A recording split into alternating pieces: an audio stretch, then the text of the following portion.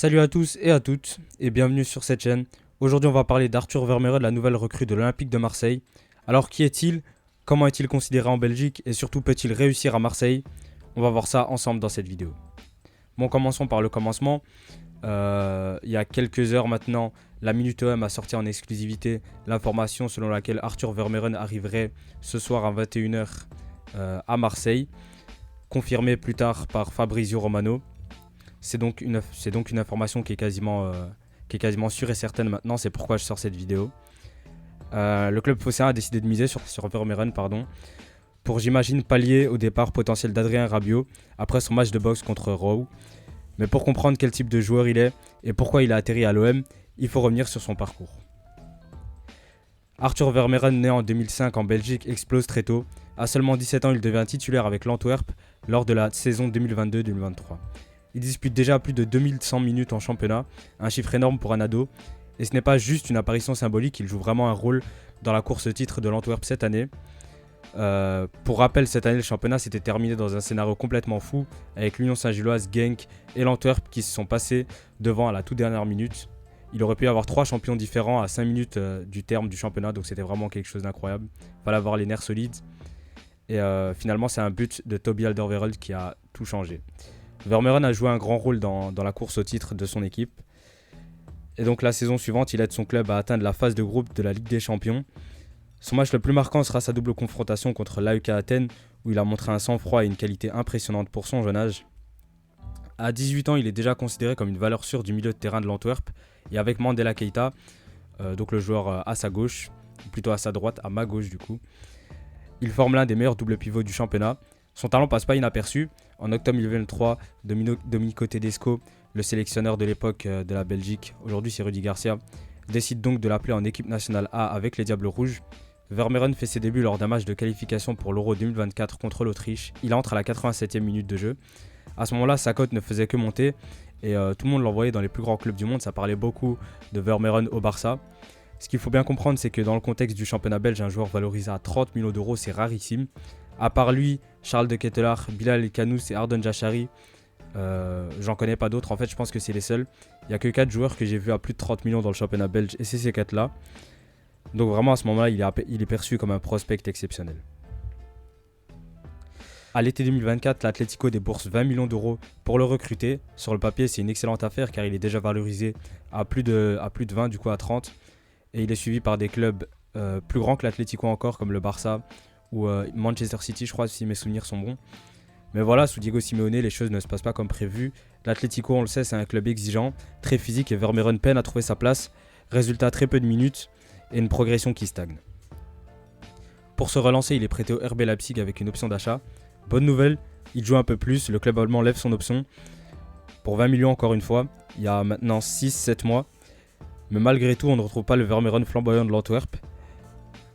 Au début de la saison, Leipzig décide de l'écarter. Une décision soudaine mais pas non plus incompréhensible. Et c'est là qu'intervient l'Olympique de Marseille. Donc maintenant, voyons quel type de joueur il est. Je vous ai expliqué sa situation. Mais ce qui est important, c'est le terrain. Et qui est vraiment Arthur Vermeeren sur le terrain. Alors, je pense qu'on peut qualifier Arthur Vermeeren comme un meneur de jeu reculé. Il a joué dans un double pivot avec Mandela Keita ici présent. Keita qui était le 6 pur entre guillemets et Vermeeren un peu le meneur de jeu. Enkelenkamp il était en 10 donc c'était plus une sorte de 4-2-3-1 comme ça. Ses qualités, son excellente qualité de passe, sa très bonne vista. Désolé pour les screens un peu flous. Mais j'ai pas trop envie de me faire strike ma vidéo donc on va rester sur les trucs flous. Du coup ici il obtient le ballon. C'est le match contre l'AEK en Ligue des Champions. Il reçoit le ballon. Il se retourne. Il donne la passe dans le bon tempo. Et Hansen va terminer l'action. Ici il reçoit le ballon encore une fois. Il y a Bataille il me semble qui fait le dédoublement. Il donne le ballon dans l'intervalle ici. Tac. Bataille est assez rapide, il était déjà lancé. Il centre en retrait. Et il me semble que l'action finit en goal. Il est très technique aussi. Sur cette action, on peut voir qu'il va recevoir le ballon dos au jeu. Hop. Petite talonnade. Il l'envoie sur son coéquipier. Qui reçoit le ballon face au jeu, ça donne une occasion. Sa qualité de lecture du jeu aussi. est plutôt impressionnante. Je pense qu'il a un gros QI foot. Il intercepte pas mal de ballons. Là, sur un dégagement du gardien, on voit pas très bien l'action. Mais dès le départ, il commence à courir. Le ballon, il est encore loin. Il vient de quitter les pieds du gardien, mais lui, il commençait déjà à courir vers le point de chute. Et il l'obtient avant tout le monde. Là aussi, il y a un joueur ici qui envoie le ballon en retrait. Vermeeren, plutôt que d'aller presser le mec, il va directement voir que en fait, il lui reste pas tellement d'options de passe. Donc il va sur ce gars-là et il récupère le ballon. Ici, action similaire.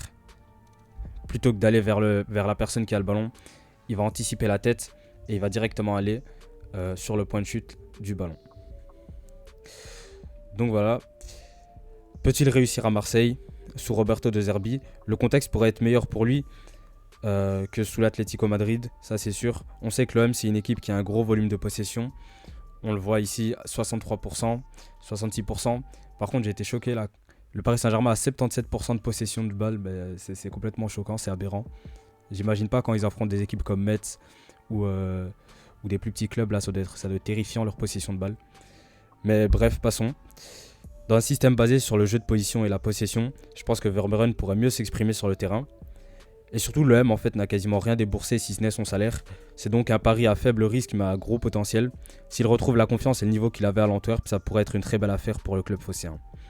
Si je devais mettre des limites par rapport à son transfert, je pense qu'on peut aussi parler de son faible volume de jeu. Plutôt, je pense qu'on peut aussi dire qu'en fait, Vermeeren, physiquement, c'est plutôt compliqué. On l'a vu en Liga, on l'a vu en Bundesliga. Son impact physique, parfois, manquait. Donc, voilà. Je pense qu'il pourrait aussi avoir la pression en jouant face au Vélodrome. On sait que c'est un stade avec une énorme ambiance. Et il a pas souvent connu ça en Belgique. Il n'a même pas connu ça en Belgique, en fait. Donc, je pense que ça pourrait être une autre des limites d'Arthur Vermeeren à l'Olympique de Marseille. C'est un joueur à relancer, il faut lui redonner confiance. Et je pense que ça peut aller pour lui. Bref, maintenant vous connaissez l'histoire d'Arthur Vermeeren, la nouvelle pépite belge de l'OM. La question maintenant est, va-t-il réussir à se relancer là-bas? Dites-moi ce que vous en pensez en commentaire. Est-ce que vous êtes hypé par ce transfert? Et est-ce que vous croyez qu'il peut s'imposer sous Roberto De Zerbi? Bref, merci d'avoir regardé la vidéo. N'oubliez pas de liker et de vous abonner si ce n'est pas déjà fait. Et moi je vous dis à la prochaine.